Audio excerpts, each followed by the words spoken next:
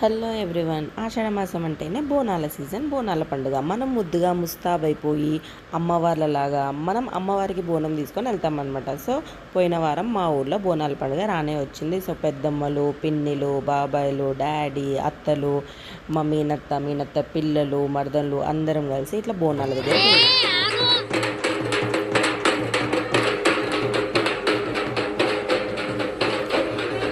So ఊళ్ళల్లో బోనాలు ఏంటి అంటే ఇట్లా డప్పులతోని అమ్మ వాళ్ళ దగ్గరికి వెళ్తామన్నమాట. సో ఇక్కడ మా మరదలు, తమ్ముళ్ళు, మా డాడీ, సో అందరం కలిసి వెళ్తాం. మా పిన్ని చూసిరా ఫొటేజ్ ఇస్తుంది.